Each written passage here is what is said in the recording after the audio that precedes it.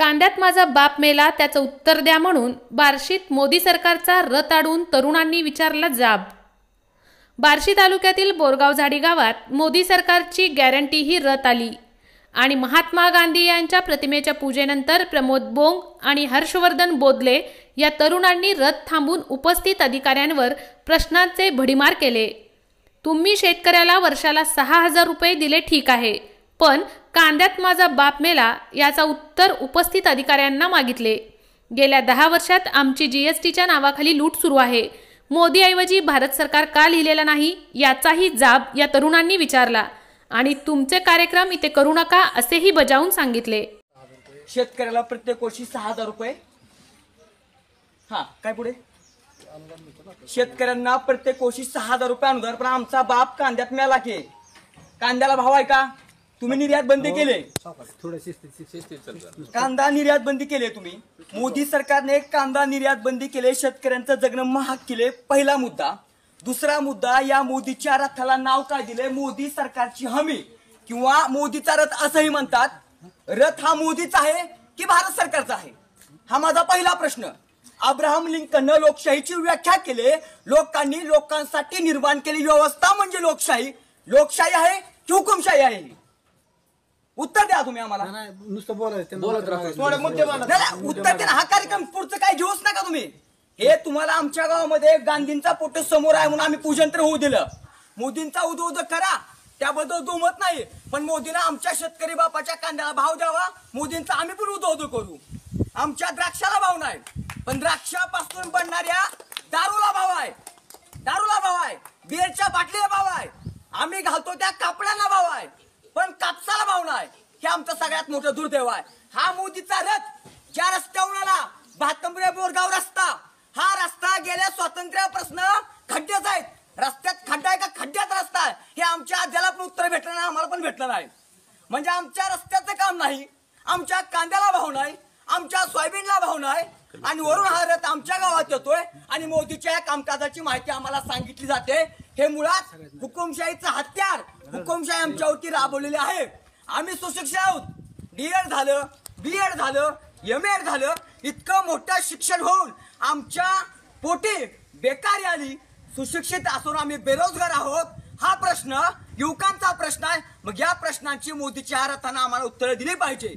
आमचे प्रश्न आहेत, आम्ही कुणाला भेट नाही, कुणाच्या बापाला भेट नाही। ओ क्या उठाएंगे तलवार जिनके बाजू में दम नहीं, लड़ते बेजुबानों से कभी मर्दों से कर देखो, तलवार भी तेरे और तुकडे भी तेरे। लोकशाहीमध्ये राहतो, आमच्या प्रश्नाची उत्तरे आम्हाला दिली पाहिजे। तर आपण बघितलं मागच्या 10 वर्षाखाली भारतामध्ये सत्तांतरण झालं, त्या सत्तांतरामध्ये मोदी सरकार, भाजपचं सरकार आलं, त्याचं मोदी सरकार म्हणून गवगाव केला गेला। जर मोदींनी पाहिलं 7 ऑक्टोबर 2014चं त्यांचं भाषण सिंदखेडा जिल्हा धुळे येतं, तर त्या धुळ्यामध्ये त्यांनी बोलताना त्यांनी असं सांगितलं होतं की बस इंतजार कीजिए मेरे किसान भाइयों, मैंने महाराष्ट्र से आपके प्याज खाई है, आपके प्याज पे ही मैंने गुजारा किया है, आपकी इज्जत हमारी इज्जत। जर बघितलं मागच्या वर्षी आमच्याच गावातील शेतकऱ्यांना 500 किलो कांदा ऐकून 2 रुपये पट्टी आली, त्याचं अनुदान 3.5 रुपये किलोनं सरकारनं घोषित केलं, त्याचं अनुदान आजपर्यंत दिलं नाही, या महाराष्ट्र सरकारनं पण दिलं नाही। असं असताना या वर्षी कांद्याला कुठं 4 पैसे जास्त व्हायचे मिळालेले की कांदा निर्यात बंदी करून शेतकऱ्याच्या अन्नात विष घालवायचं काम या मोदी सरकारने केलेलं आहे। जर मोदी सरकारनं त्यांचा जाहीरनामा पाहिला तर वर्षाला 2 कोटी प्रमाणे आम्ही 20 कोटी रोजगार देतो म्हणले होते 10 वर्षात। आज सरांनी सांगितलं बेरोजगारीचा कळस गाठलेला आहे, गोरगरिबाकडे शिल्लक पैसे नाही, शेतकरी देशोधडीला लागलेला आहे आणि मराठा आरक्षणाचा प्रश्न ज्वलंत आहे। केंद्र सरकारला एका क्षणात कायदा करून मराठा आरक्षण देता येतंय। अशा परिस्थितीमध्ये मोदी त्याच्यावर कोणतेही भाष्य करायला तयार नाही। मराठा तरुण रस्त्यावर उतरलाय, महाराष्ट्रात कधी वनवा पेटेल याची कोणती गॅरंटी नाही। अशा परिस्थितीत मराठा समाजाला त्यांचा न्याय हक्क द्यायचं बाजूला सोडून निवडणुकीच्या पार्श्वभूमीवर त्यांनी जो मोदी सरकारचं म्हणजे स्वतःचाच गागोवा, हे खरं तर भारत सरकार आहे। आपल्या भारतीय राज्यघटना ही बाबासाहेब आंबेडकरांनी मोठं सर्वसामान्य गोरगरिबांना शस्त्र दिलेलं आहे। बाबासाहेबांच्या राज्यघटनेला काळीमा फसायचं काम हे मोदी सरकारचं करत आहे। मोदी सरकार तर ह्या सरकार व्याख्येमध्ये येत नाही, खरं तर हे भारत सरकार म्हणलं असतं तर आम्ही हा कार्यक्रम होऊ दिला असता। तरी परंतु आज गांधींचा फोटो आहे म्हणून आम्ही हा केवळ पूजन तरी होऊ दिलं. आम्ही शाहू फुले आंबेडकर मानणारी जनता आहे आणि तुमच्या या चुकीच्या धोरणाला आम्ही इथून पुढे कायमस्वरूपी आमचा प्राण जरी गेला तरी आम्ही असाच कडाडून विरोध करू. पण तुमचे जे जुलमी निर्णय आहे ते तुम्ही सरकारच्या माथी असं शेतकऱ्यांच्या माथी लादले इथून पुढे लादू नयेत अशी तुम्हाला या माध्यमातून विनंती करतो. आणि हात जोडून विनंती आहे, तुमचं झालं एवढं पुरे झालंय. आमच्या अन्नात अजून माती कळवू नका. आमच्या सोयाबीनला चांगला भाव नाही, कांद्याला भाव नाही, फळबागेला तुम्ही लॉकडाऊन मध्ये शेतकऱ्यांची माती झालेली आहे. नोटबंदी केल्यावेळेस त्यावेळेस